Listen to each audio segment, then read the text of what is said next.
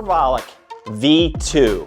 This is a super safe and effective natural anabolic. Not only is this product going to help you increase protein synthesis, which basically means muscle recovery and growth, it also may inhibit myostatin, which is a protein in your body that is known to inhibit muscle growth. This is a complete natural anabolic that works through multiple different pathways, has multiple trademarked ingredients.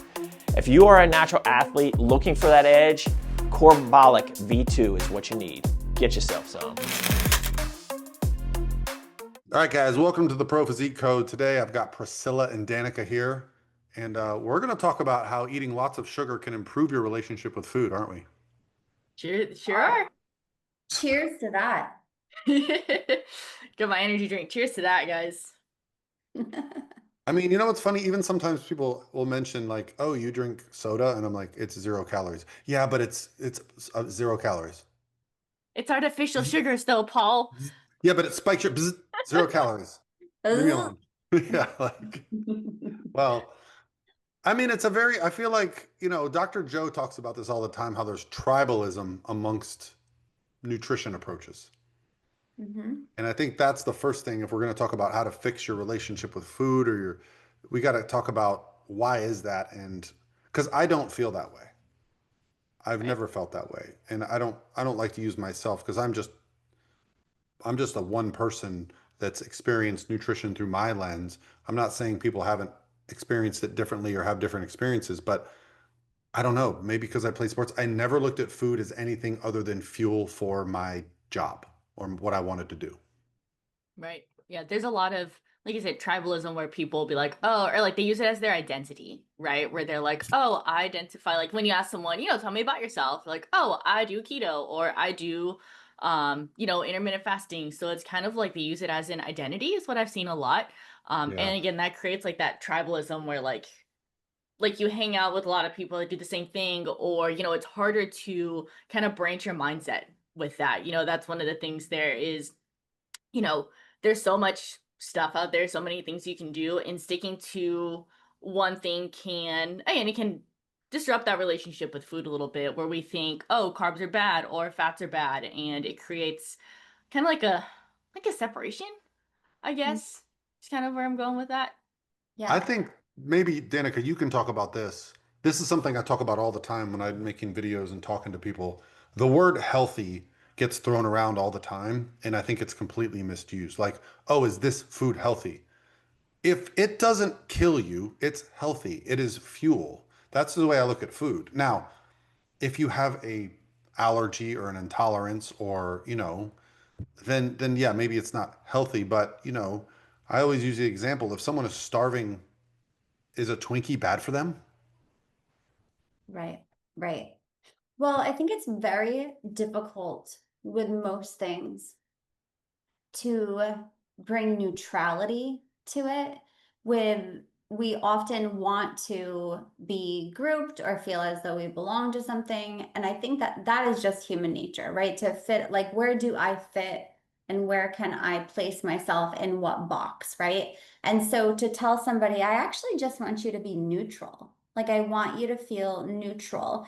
It goes against the grain, I think. And then they start to question, well, what does that even mean for me? Because we're bombarded with so much out there that tells us that neutrality might be wrong too, right? But no, this is the best. And I think it's also the language that's used around it that pulls you into things, right? Like, this is the best way. This is the most effective way.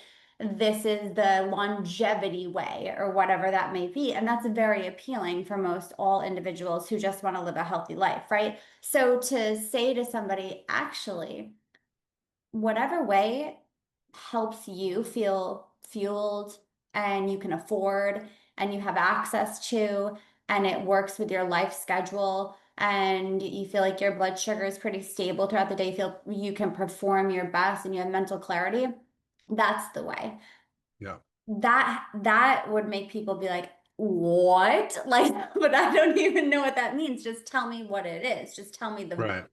And that's hard for people to feel that. I'm so curious, Paul, you said I've actually never experienced that. So like feeling that uncertainty about like you're very confident in the way that you have chose to fuel your body, right? So you've never felt like you've had to belong to a set way. What do you think has helped to influence that confidence? Well, I grew up playing sports where the performance was more important. And, I was taught protein was good when I was young. I read, Arnold's Nutrition Bible when I was in middle school and high school. So I did have a foundation around like, okay, maybe some things are better than others. But like I would also eat a pound of salami in high Mhm. school. Like, I can't even, it's probably 100 grams of fat. I don't even know what that, like, I should look that up someday. My dad would get mad at me. But like, because I was growing and playing sports and on my feet all day, for me, it was a struggle initially to keep weight on and put weight on. Then I reached a point where, late 20s, I had an office job and, my pants aren't fitting anymore. And I'm like, hold up here. I used to be the guy that could eat whatever I want and looked like a rail. Now I'm like, okay, why am I getting fat? Why am I like not liking the way I look? This is where I stumbled across Lane Norton. And the things he talked about made so much sense to me because I had tried like the 400 grams of protein, no carb diets from the magazines, and I just felt like crap. And like you said, I couldn't afford it. 400 Mm. grams of protein a day was a small fortune. So for me, it was like I almost like adopted a philosophy that made sense. Then I tested it out myself. And then it really made sense for me because as soon as you start just adding a little bit of accountability to an already pretty sound approach, you start to see like crazy results. Yeah, and that's where that patience comes into play, right? Testing it out doesn't mean, you know, testing out for a few days and then you're like, okay, yes, like this is what's going to work for me because it worked for you for a few days. It's taking time with it, right? It's trial and error. Sometimes as coaches, sometimes it's a little bit of trial and error, if we're just meeting someone for the first time, like, okay, let's do this, based off of practice, but we'll see how your body reacts to things. And like I said, it's that patience that I feel like not enough people have to be able to say like, okay, this works for me. Like this over a span of 2 weeks of doing things consistently works and then reflecting how did I feel within that, right? Because in the 2 weeks, something can work and we feel like crap, right? But if we do these two, three, plus weeks and we feel really good and we see those results, then that's something that we can technically, we can potentially run with. Yeah. Well, Paul, you also had mentioned too, and it sounds like there was there wasn't as much emotion invested in it, right? It wasn't this emotional thing, it was more of a performance-based thing for you. Yeah. And I feel for many, food, nutrition, wellness is emotional. Like it is. I mean, culturally speaking, traditionally speaking, what food actually does to us and how it changes our mood, it becomes an emotional component. And when we think out of that emotional space, it gets pretty like yucky. Like we don't really know how to navigate things because our emotions kind of get the best of us, right? And then our emotions are dictating our choices instead of us just being able to say, how do I feel? Like, how do I actually feel? Performance wise, how do I feel? And you took that into account when you applied a certain, um, I guess, like what would you Philosophy. call So philosophy? when Right, people bring up the idea of like what diet do you follow, I'm like, I don't follow a diet, I have a philosophy. right. Because a Yeah. diet implies like a pretty strict set of rules. And I would argue that everybody's eating macros. They might Everyone, not know what they are. yeah, Yeah. everyone consumes food and is on some kind of dietary intake.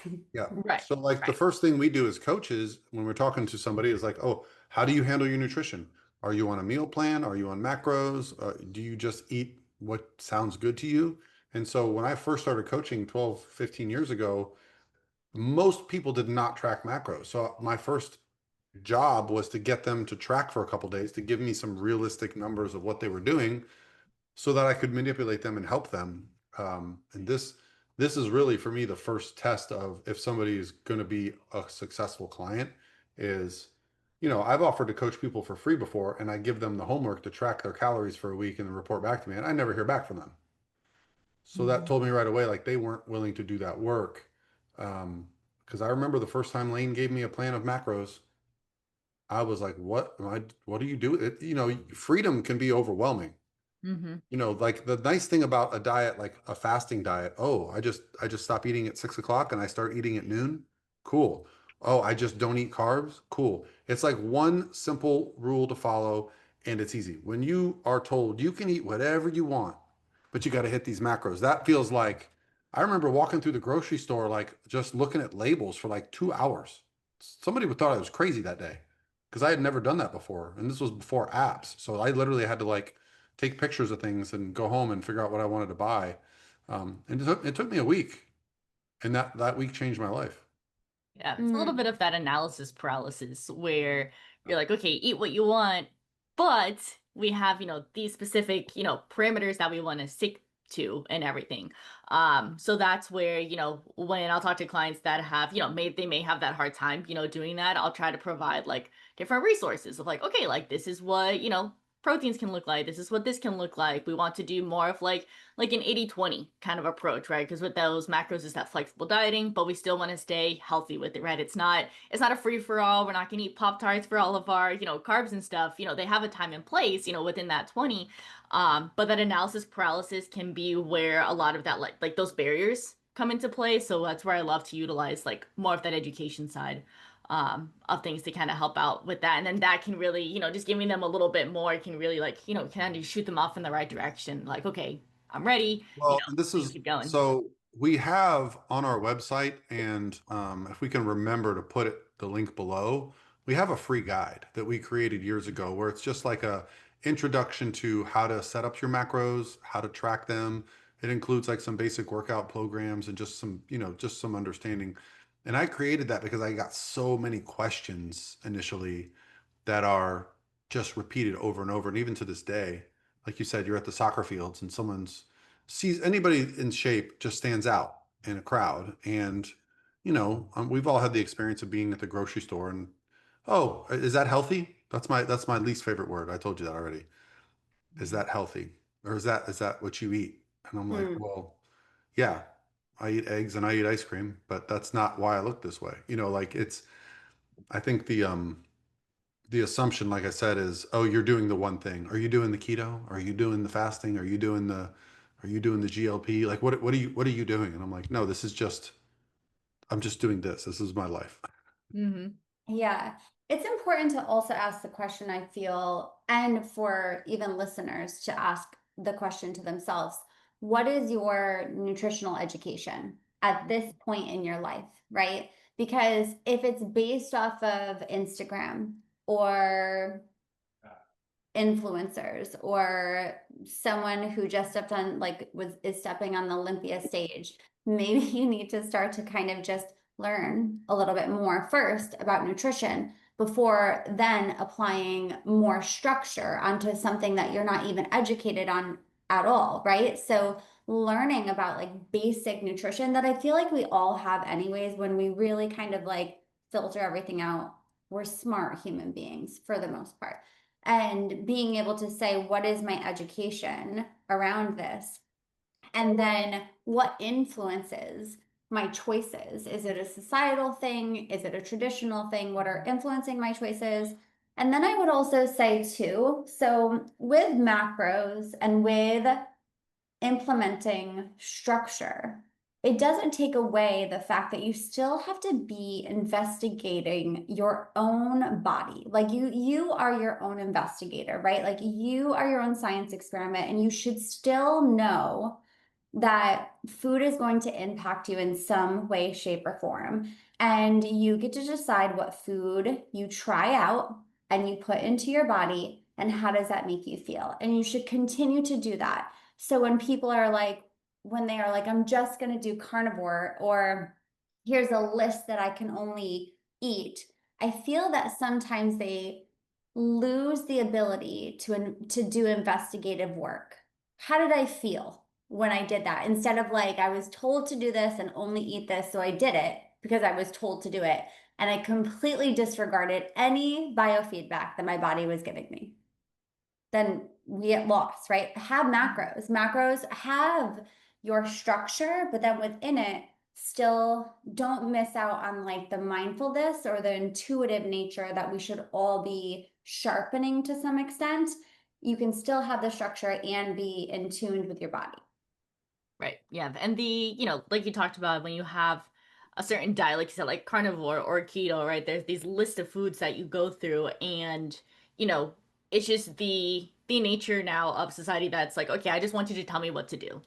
Like that's it. Like I just want this. I don't want to think about anything else because we have a lot going on in life right now. God There's, forbid we make our relationships, own there's kids, choices. there's families. Yeah, like we have to make choices for other people. Like we don't want to, make any more choices and stuff. Like sometimes my husband will ask me, "Oh, what do you want to do for dinner today?" Right? If we're going out, I'm like there's a million places we can go to, but it's still that like, you don't want to make another choice, right? You've been doing stuff throughout the whole day. It's like you said, we're our own best investigator, right? We want to try to figure out what works for us, what doesn't, because as soon as we, if we're on these specific diets, as soon as we stray away from those foods that we're supposed to have, and this can go back to another relationship with food topic, looking at, good and bad foods. I'm using like these massive air quotes if you're listening and not watching, these massive air quotes for good and bad, because that's another thing that can really impact our relationship with food. And those are terms that I don't like to utilize, whatsoever, because it's very subjective to, to the individual, right? Like Paul said earlier, the foods that are going to be quote unquote bad for you are those you have, allergic reactions to, you're intolerant, it causes you harm. And then those good foods, and also asking yourself, what is healthy, right? Since you said that word healthy earlier, Paul, what is healthy for you, right? Because someone's blood panels could look different, someone's health can look different, right? So someone eating this could be not great for someone else eating the same exact thing. So it's very subjective to, to see what's going on. So these specific diets, they're more of that cookie cutter, right? They're not taking the individual into consideration, which is one of the most important things, in my opinion. Yeah. Yeah. Well, and I think the buy-in for people that are trying a new diet, that's a lot of it. It's a lot of, you hear about experiments where the placebo group gets the same result as the group that was actually taking the supplement because they believe they were. And I think, if someone tells you a diet's going to work and you start it and you believe it, you're going to put more effort in, you're going to get more effort out of it. So I think that's a lot of the bias. I hear a lot of, and what's funny now is I've seen people that are kind of known on the internet for nutrition styles completely switch. I've seen people recently go from, fully carnivore to carnivore messed me up. Now I'm on a sugar diet. And it's like, well, how about you just have some steak and some sugar? Why does it have to be one or the other? So, these approaches are often, like I've seen people have great success with a carnivore diet when they're just starting out. Why? Well, because prior to that, they were probably eating stuff that was very inflammatory and they just eliminated all that food because of these rules and they got great results. But I've also had those same people get stuck and they're like, okay, I've been on carnivore. How do I? Well, I said, well, ultimately, whatever you're eating, it's calories. You're not tracking it because you're only eating meat and eggs, but look at your calories. Turns out they're eating 150 grams of fat a day. And, you know, we can manipulate that. Let's try eating a few less eggs and maybe a leaner cut of steak. And voila, the scale drops. So I think when you understand why things work, it helps remove the mystery of like, well, my friend did keto and he lost 8 pounds the first week. And it's like, well, do you understand what carbohydrates do? You're just dehydrated. You're just flat. You're Yeah. flat. You didn't actually lose any body fat. You just dehydrated your body. Um, so the scale, all those initial like kickstarts, and you'll get the bias too. You'll get the people that are like, yeah, same thing happened to me. I lost 10 pounds the first week. So, whereas if I have a client lose 10 pounds in a week, I'm like, yo, what's going on? This is way too Yeah. fast. Red flags. Yeah. Yeah, being more curious about things instead of just going in blind, I think is really important too. And you had mentioned, Priscilla, just the language around food really either helps or doesn't help your relationship with food. So again, staying neutral is really important and not demonizing things because you heard something, right? Being more curious and not just agreeing with everything is really important, and making sure that we can explore like what works best for us. I try to think of it too with, I don't know, like as I have kids, so how am I presenting it to them too? And making sure I really don't want my girls to have to grow up and unlearn behaviors. Like that's not my jam. And I Well, really how do want, you, I'd like to hear how you handle that because I have a philosophy for my kids yeah, around nutrition. So I'd like to hear how you handle that. yeah, everything's on the table. Everything's on the table. Nothing So is do due. you have regularly, do you have like cookies and treats in the house? Uh, Define regularly. Like I we're mean, making are they cookies. available or are they Are they demonized? available? Yeah. Not, they are available. Yes. Yeah. They are allowed, so they make their own lunch. My 8-year-old makes her own lunch, so she chooses whatever she wants to put in there. There are some times that I will apply, like, here are our options for financial reasons. Like, here are the only options that I have. So you can pick whatever option I can provide for you. They have dinner choices, like, what would you like for dinner tonight? I do a lot of like empowering their decision. Like when we go grocery Mhm. shopping, I'm like, hey, can you guys pick out something that you want to bring to Yeah. school? So they have choice, they have involvement.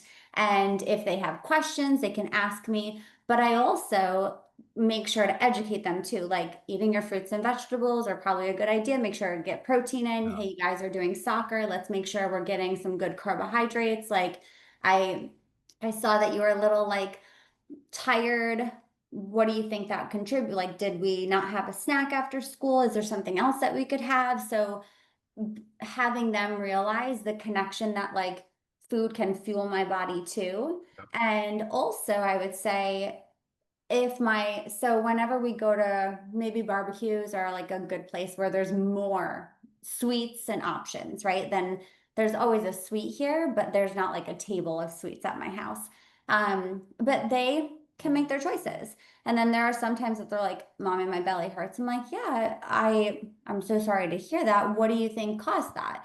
It's never a demonizing or saying to them, yes, see, you ate too much sweets. It is, oh, wow, that stinks. I hate belly aches. What do you think contributed to that? So I always ask questions.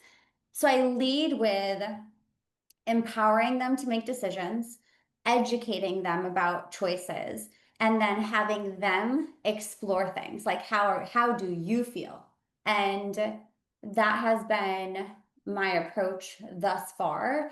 And then having the involvement of things has been really important too, because I don't need to tell them they're smart. Like, I don't need to tell them exactly what to do at all points, like past a certain age, right? Like, clearly they're old Yeah. enough, 5 and 8, to make decisions. Well, they're not going to be in your house all the time. They're going to be in other people's houses. So if they Right. have, and I've got an example of this, if they have an eating disorder behavior that's avoided at home because something doesn't exist, if it's around, they might just go crazy.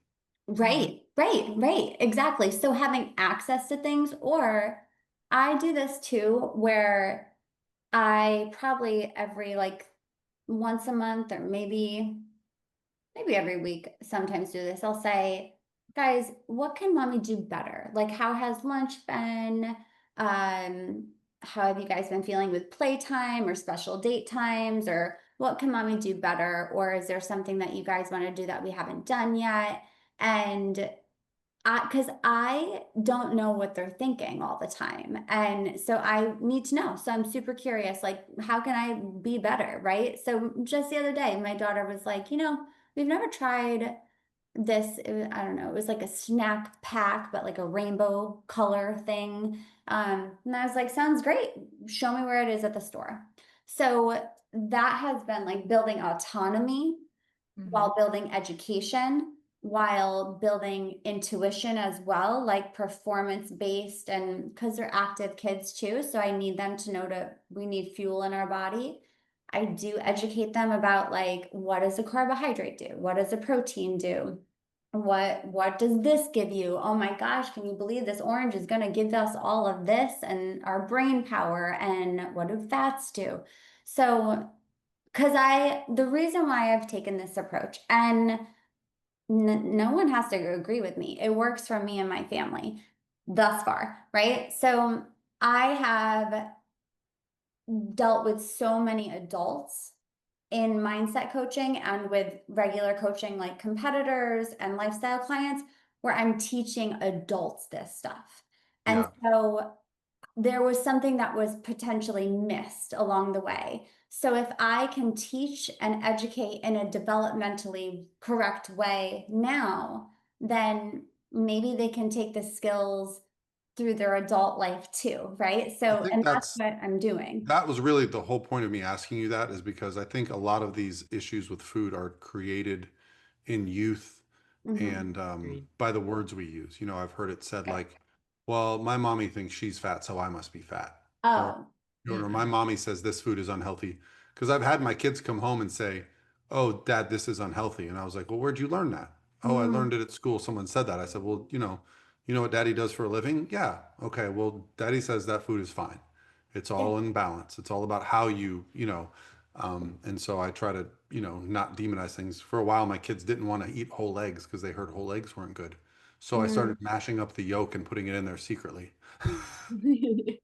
Yeah, I mean, my thing is too, building making sure that they feel comfortable coming to me with anything, because I mean, when you have kids, they're not going to be with you forever, right? You're literally raising little adults, right? So if I can equip them with skills that they can use as little adults, like at what age are we like, oh shit, like I'm an adult now, maybe I should Well, tap into I got to tell you, help. this is one of my favorite stories that I tell when it comes to this stuff. Because, so my philosophy on food in the house is my two boys could not be more active. They play soccer, they don't sit still.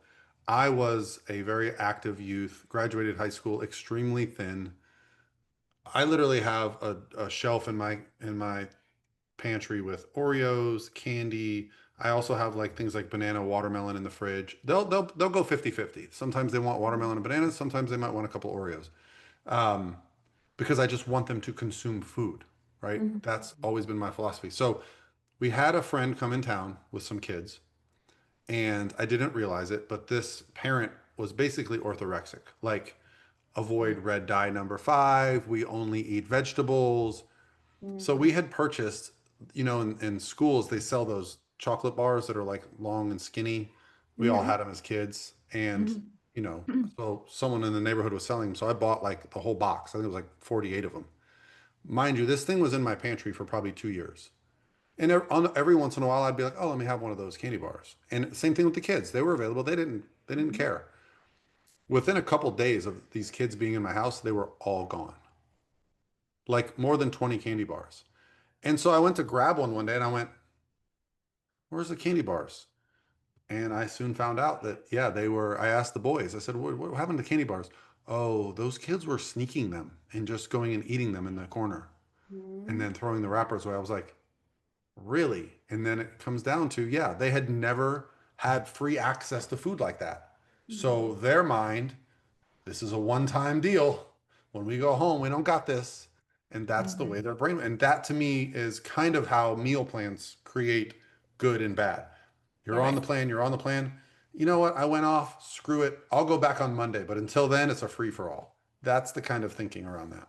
Yeah, and that 100%. creates, meal plans create structure, right? They're there as a tool to utilize. So like I'll help some clients who they're just really, just kind of starting from square one. They need a little bit more direction. Great. I'll put together, some options and be like, okay, this, and this.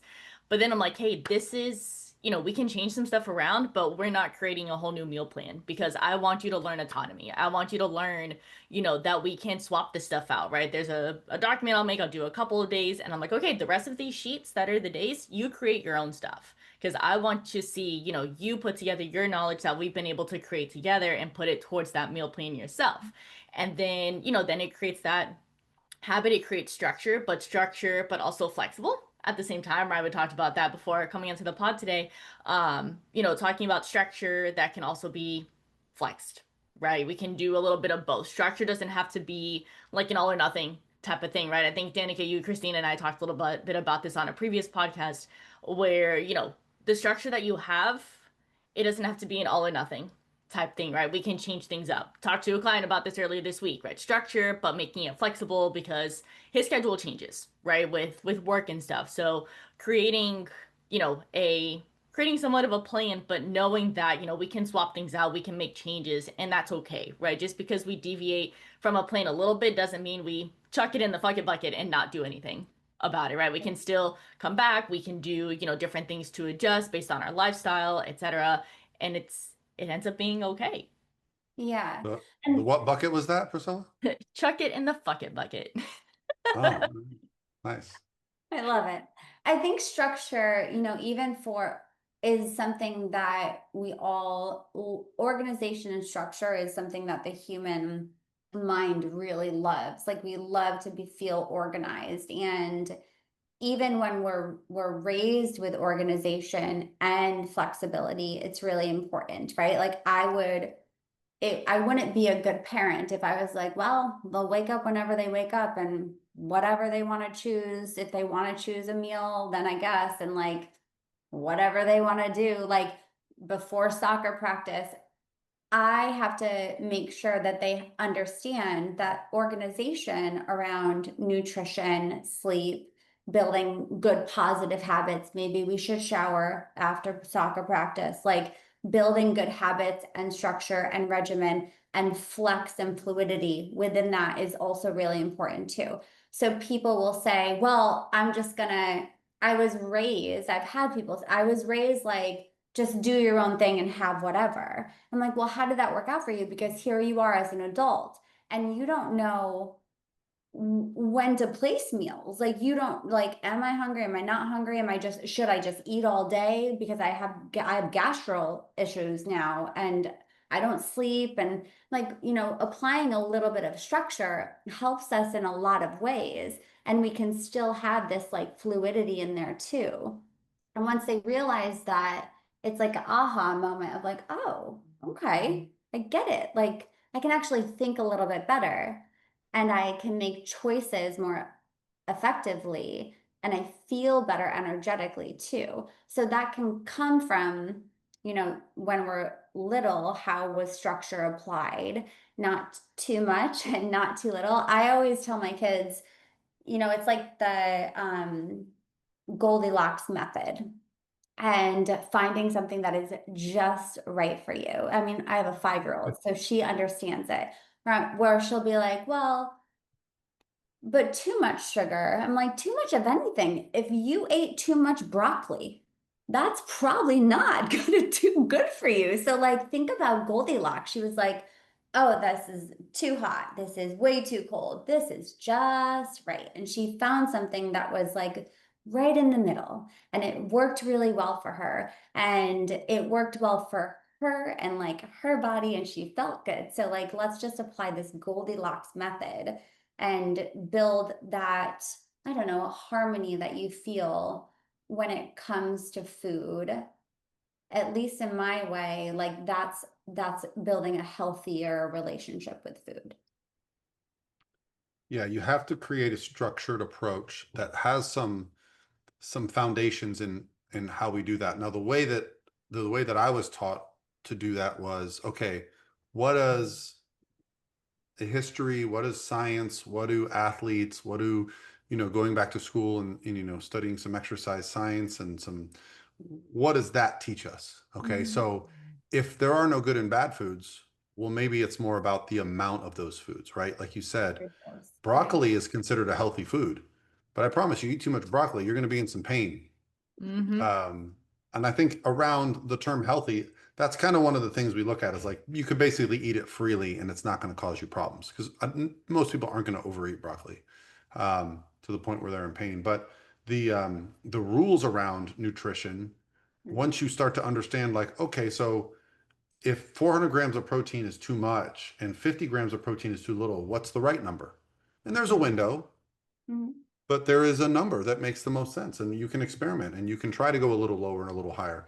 Same thing with fats. I think there was a period of time when I was young when everything was anti-fat, low-fat diet. They took the fat out of everything, and they thought that was what was causing obesity. Well, they gave us all the no fat options and people still got fatter. And then it was sugar was the problem. Oh, it's sugar. Look, sugar's in everything. And then they took sugar out of everything and sugar consumption's gone way down and obesity is still going up.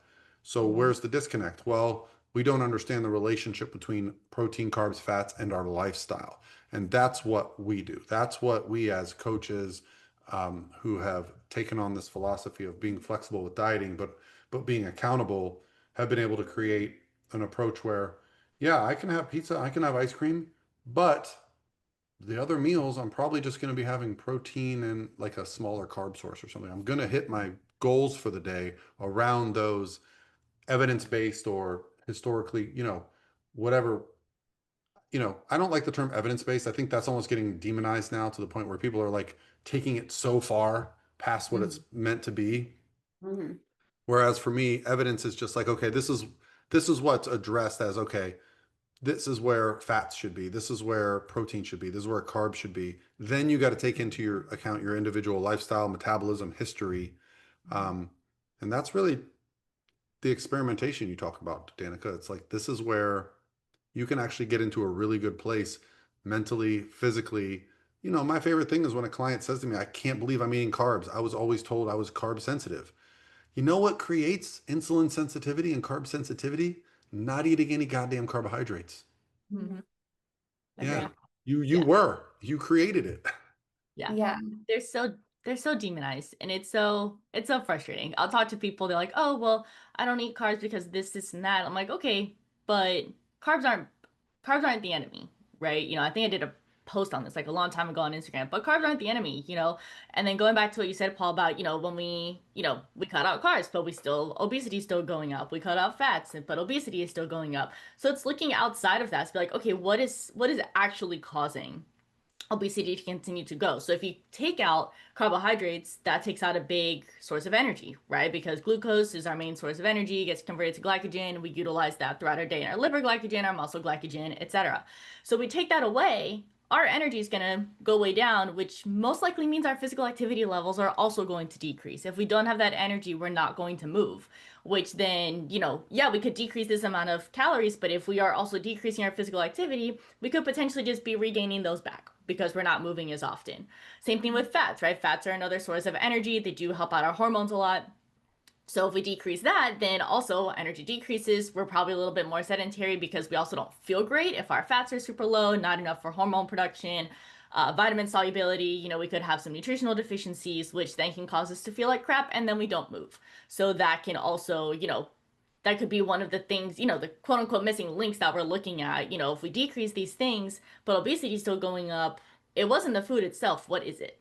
That we're missing here. So it could be that physical activity, is also it's also super important, right? The caloric deficit is calories in, calories out. So it's important to, of course, highlight that calories in because that is most of what, what we need to work on. But that calories out has just as much quote unquote weight, I guess pun not intended, as much weight on it than, our calories in does. We still need to move.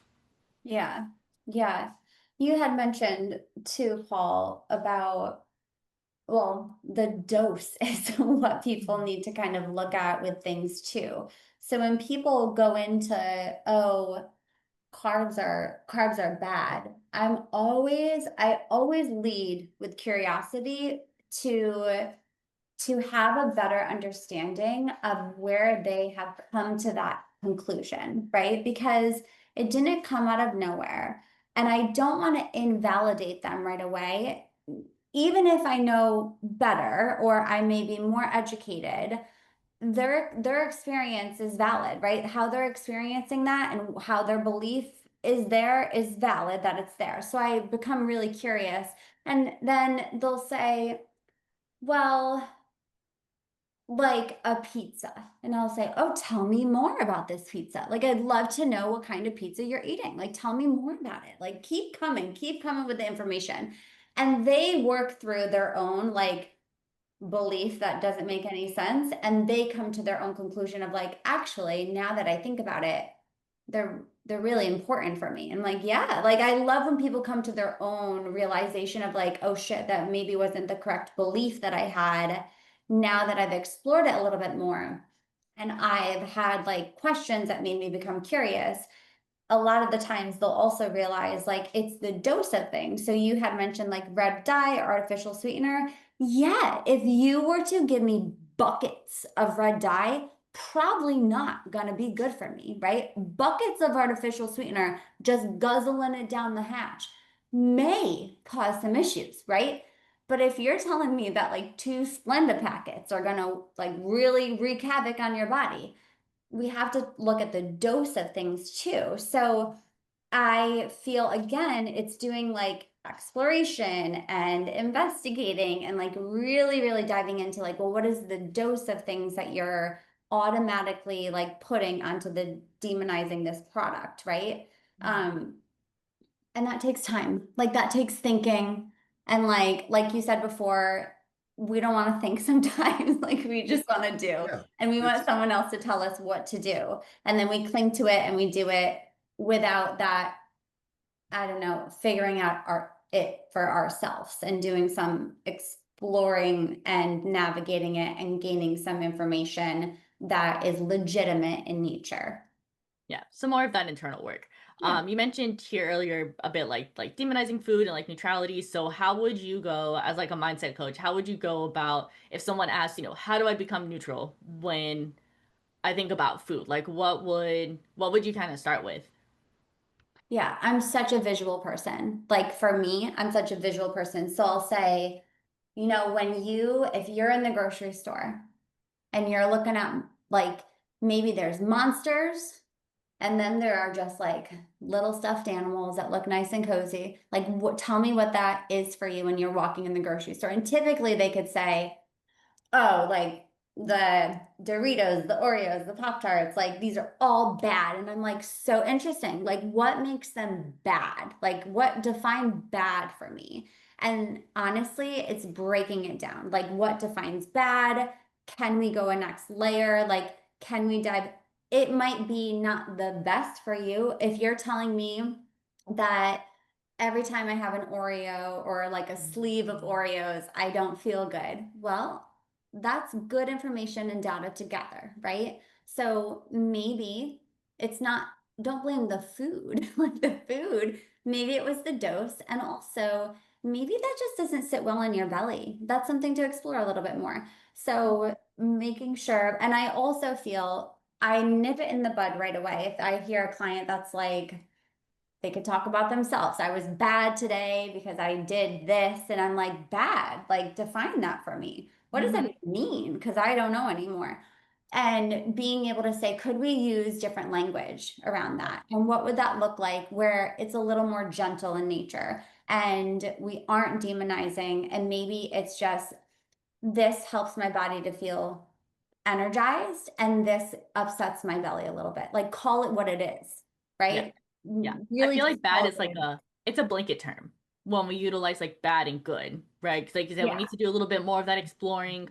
What was it that led you to think that you did quote unquote bad today, right? yeah, So like you said, utilizing more gentle words, like, okay, yeah, maybe this wasn't the best decision for me today, and that's okay. This is data that I take, that I gather, and I learn. Okay, maybe eating this sleeve of Oreos, or maybe eating, XYZ in an excess amount, maybe it wasn't the best for me. And that's okay. We know how we felt. We took that's that. We, okay. we logged it in our, in our brain, in our brain cells. And now we're like, okay, we can have this later on at a different point. But instead of doing a sleeve of Oreos, maybe we do just the serving, right? As well, like 3 Oreos or so. I think it's like a serving size or something like that.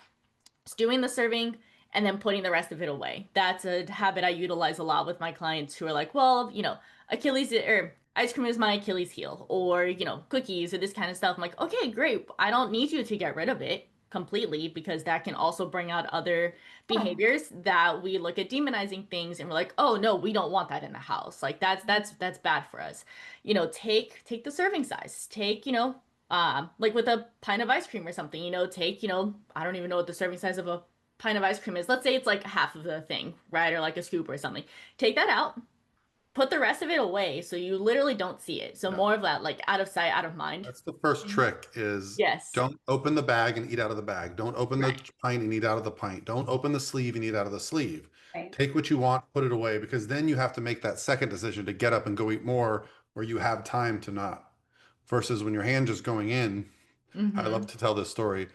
I went to Krispy Kreme after one of my bodybuilding shows because I just wanted a Krispy Kreme, but you can't just buy one Krispy Kreme donut, so I got a dozen. You got to do the So- dozen.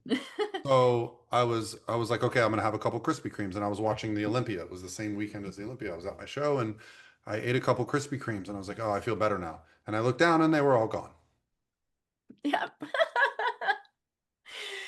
Yeah. I did not remove 3 from the box and eat those 3. I just was eating while I was watching, and you have no, for anyone that's dieted down for a long time, your hunger signals don't exist anymore. And so, yeah, I learned from that point on, okay, maybe don't just sit there not thinking. Yeah. Yeah. Now Being mindful. I have to go, guys. So do you want to continue this just you two, or do you think we could revisit this topic and maybe expand on it based on comments and feedback we get next week? Yeah, I would love to expand on this because I feel that many people are going to. Well, so if you guys are watching on YouTube, please comment below and, Yes. give us your thoughts and opinions, because I feel like for us who have been in this and lived this lifestyle and coached this way for a long time, sometimes we forget some of the lessons we learned or the things that we've helped people with. So if there's something that's specific around food, and if you have a very strong opinion, I want to hear it. If you think Yeah. sugar is the Yeah. devil, tell us. If you think fats are the devil, tell us. I'd love to hear it, and maybe we can unpack that a little bit, because I'd like to get under the hood of people's thinking and go, why do you think that way? Yeah. There's no dumb questions. There's no stupid questions. There's no right or wrong opinions, right? They're opinions, right? They're just what you think. And talking things out is the best way that we can, come to a consensus and put, our cards on the table, and then we either agree to disagree, or, we come to a really cool conclusion outside of it. Perfect. Well, no, this is a great topic. I think, it's something that everyone that's thinking about trying to lose weight or manage their nutrition needs to think about before they just jump in, and do some damage. We didn't even get into some of the topics I want to talk about. I want to talk about, big news was Dwayne "The Rock" Johnson recently lost like 40 or 50 pounds. And when he was asked about it, he said, well, his previous diet gave him digestive distress. And if you're familiar with his diet, it was super clean. Yep. That's Did something he we can definitely avoid, put was more his for next lack time. of flexibility the cause for his digestive distress? Potentially, we don't know. But, these are things we got to consider. Yeah. For sure. Love it. Love it. Still ready. Can be a good time. We will talk next week. Awesome. Bye, guys. Have a great day.